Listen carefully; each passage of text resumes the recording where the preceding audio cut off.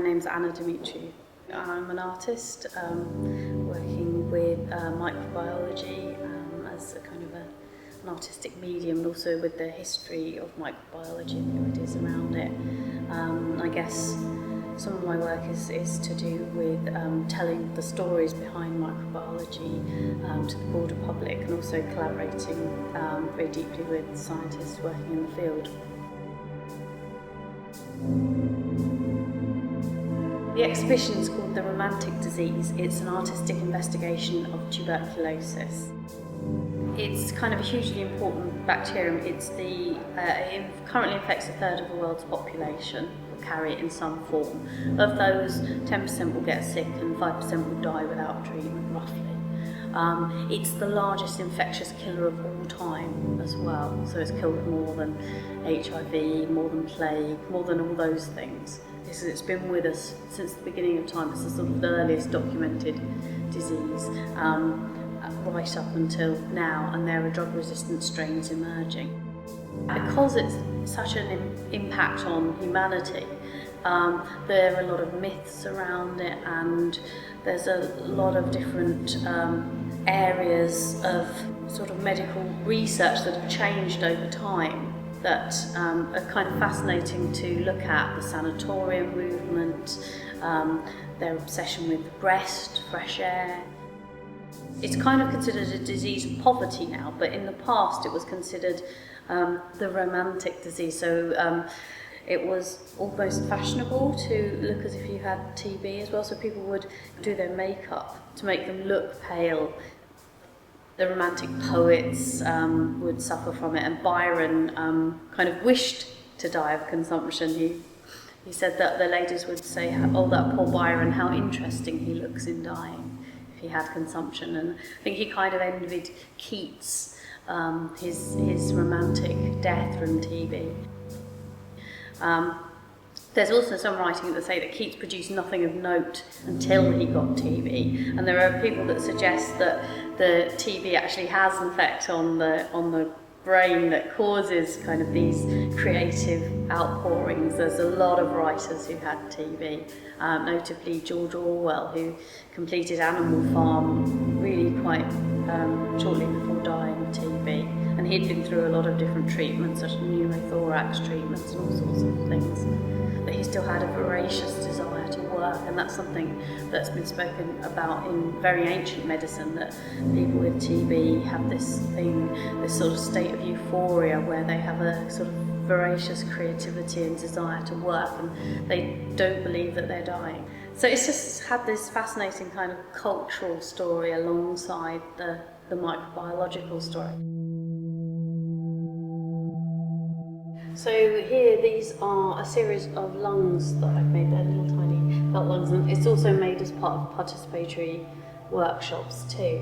But each of these lungs is made with a mixture of wool, so it's needle felted by sort of stabbing it together to shape it, mixed with dust, mixed with household dust that people sort of around the turn of the 20th century, so 1902, kind of they believed that the main cause of TB was dust, and that people would spit and the sputum would dry on the ground, and then by sweeping it up you would create clouds of infectious material. And the advice of the Society for Prevention of Consumption in England was where there's dust, there's danger. That was their main sort of take-home message here. You can't catch TB from household dust. Really, it would be very difficult to catch it that way. It's caught by people coughing. You need the droplets of infectious material to be aerosolized at the rate that coughing perfectly does. Dust wouldn't spread it that way. But I wanted to talk about that, and I mixed the wool with household dust, and it's impregnated with the extracted DNA of tuberculosis, which I worked with scientists in the UK, Dr. John Ball and Kevin Cole, to extract the DNA of TB. They can now do the research which they do using whole genome sequencing of bacteria. They can just use the DNA and sequence that in a normal office type setting or a lab setting. So you don't need specialist facilities apart from the sequencers and things.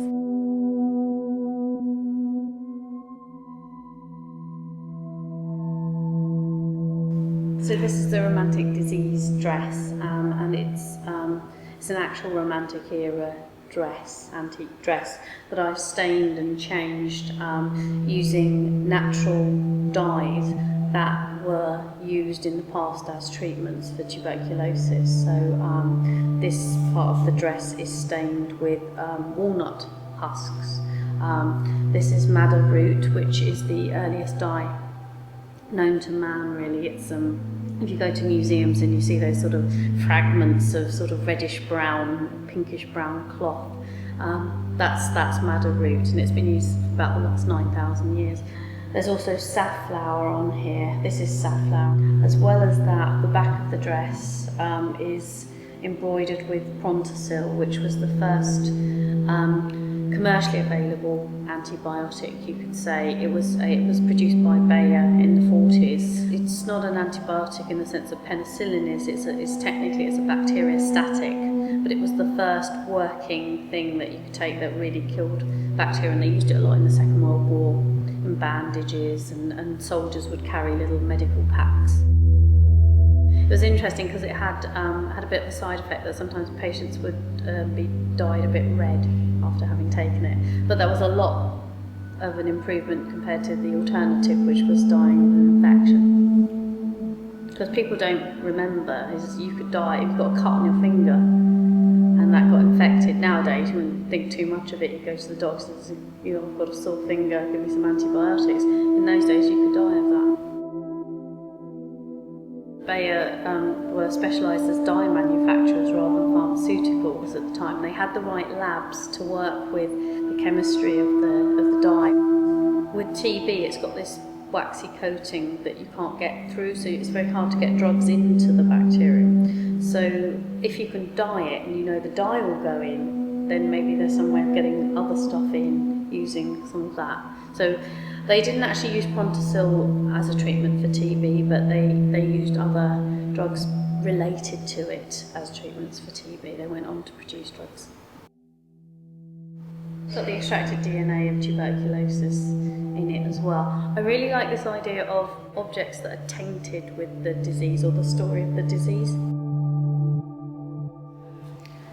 So this is an artificial pneumothorax machine. So it was a treatment used up until the 1950s, really, to heal lungs that were infected with TB by resting the lung, and they would perform artificial pneumothorax by using the needles to go through the chest cavity and sucking out the air from the lung to artificially collapse it.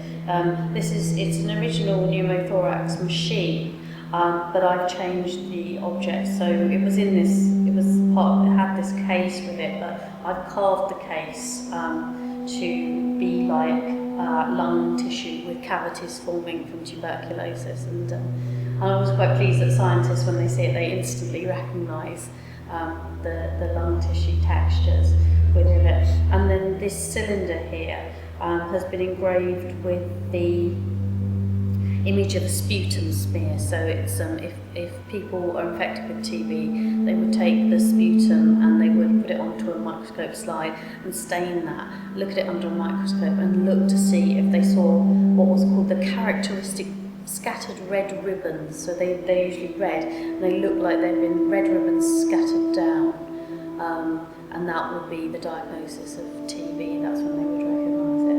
But people would have numerous pneumothorax treatments if they were subject to that. They would even remove lungs or even remove ribs as well as part of this treatment. It's obviously fell out of use when streptomycin and antibiotic treatments for TB became more available. But there's been some trials with it recently in India, very small trials, so they're not widely accepted or anything at the moment, where there's an indication that it might have some use, potentially in highly drug-resistant TB where it can't be treated with antibiotics.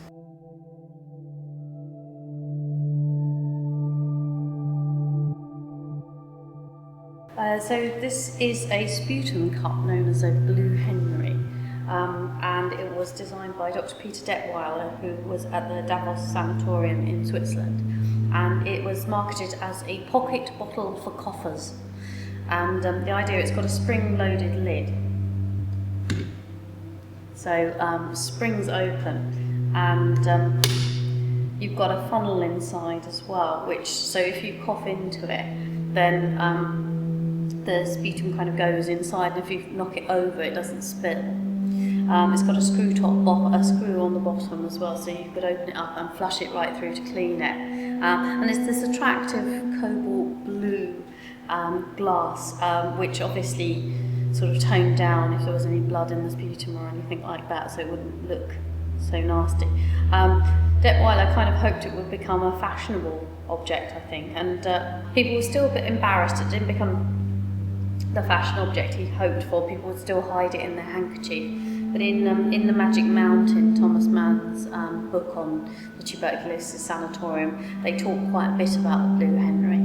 They say it's even got a nickname, which is very jolly, Blue Henry. And at one point somebody goes to a fancy dress party dressed as Blue Henry. So it was obviously a very big part of their lives. The top of the Blue Henry is I've engraved with a transmission map of bacteria. It was published in the Lancet last year, and it was produced by the Modernising Medical Microbiology project that I'm artist in residence on. And it shows the first sort of genomic proof of a super spreader.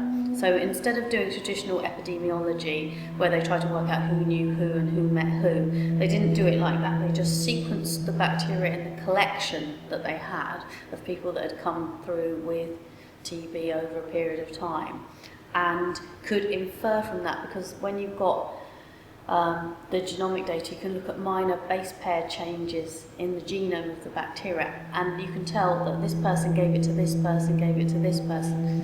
And so they found that they had a patient 0 who only actually gave it to patient 1. When you do epidemiology, normally patient 0 is considered to be the one that spreads it to everyone. But there was a patient 0 that didn't spread it to anyone except for patient 1. And then everybody else in the transmission network was contaminated via patient 1, who spread it very widely. So it's revealing a lot more about how disease is transmitted that wasn't previously revealed, and it's going to be revealing more and more as it goes on. As part of the project, I started to get quite into collecting things like various things like public health leaflets and nursing textbooks and scientific books on, or books for patients really, to help them take their own healthcare into their hands, because if you had TB it was sort of considered partly your fault because you weren't being productive in curing yourself. Or during the Romantic era it was considered quite good because it was people who were highly strung or sensitive people that would catch it, so they would have all these sort of things about how it was kind of your fault rhetoric around it. And these are some this is from a particularly fascinating thing that I found. I had TV, stories from real life. It's like sort of women's magazine, like something like Take a Break or something you'd read in your coffee break, and it's people's stories of when they found out they had TB, or if they left the sanatorium too early, or things like that. And this is one of them. Yeah, this was the cover of it, and then in the bottom there I've got an actual sputum smear of Mycobacterium tuberculosis.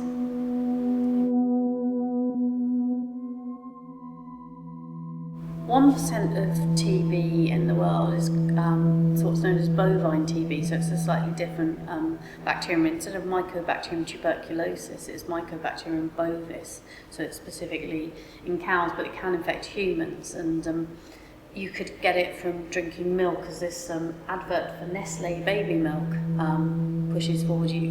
Babies would drink drink infected milk, and then they could get bovine TB from the milk.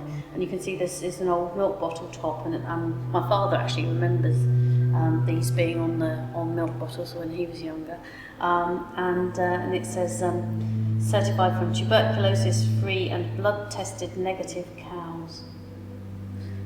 So this is something that would greet you with your morning cereal in those days. And then this is a small sort of baby-sized dress, which is again dyed with the natural dyes that I was talking about, the safflower, the madder.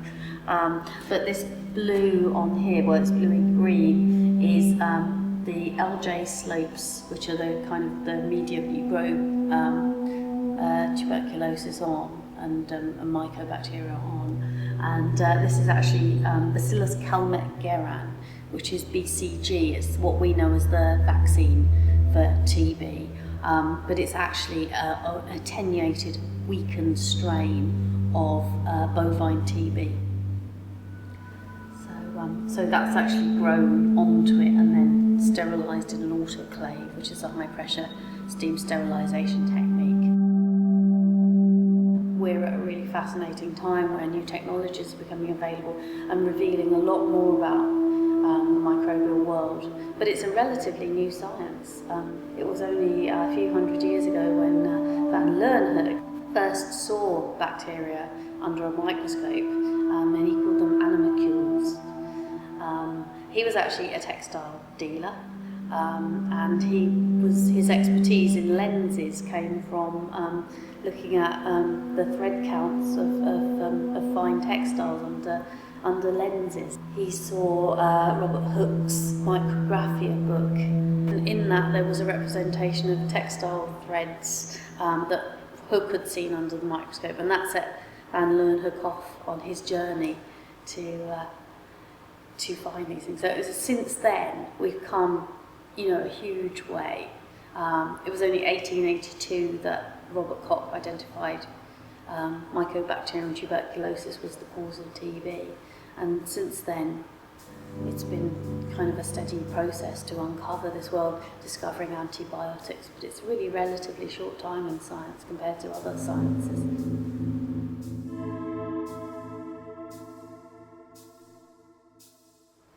Something that always it is part of my work is this idea of the sublime. I think it's a kind of awe or terror. Wordsworth called it that beauty which hath terror in it. And Edmund Burke, who wrote the original kind of famous text on a philosophical inquiry on the beautiful and sublime, and kind of brought it more to the fore in the 18th century. He mentions bacteria in that he says that, not exactly bacteria, but he says that the very littlest things could be sublime as well, and the invisible and obscurity was important. He makes a list of things, qualities that things should have to be sublime as he sees it. I mean, it's a complex philosophical discussion, and art sort of aestheticians and art theorists debate it a lot, but to me bacteria have those qualities. They give me a sense of the sublime, the amount of the effect that they've had on humanity, but also they're fascinating and beautiful, and all those sorts of things come into it. And so I think it has the potential to give you that sort of thing. So ideally I would like people to have some sort of sense of an idea of the bacterial sublime, the world, the sea of bacteria that they're a part of, their superorganism containing bacteria as well, to sort of understand that, but also to think critically about knowledge and how knowledge is transmitted, and what state of knowledge we're at now, and to think, it's not complete. Microbiology is far from complete, but also talking about it from the aesthetic perspective, because I think scientists are all driven through some form of aesthetics as well. So through a horror, through a fear, through a beauty, through an appreciation of complexity. These things are all driving what everyone does.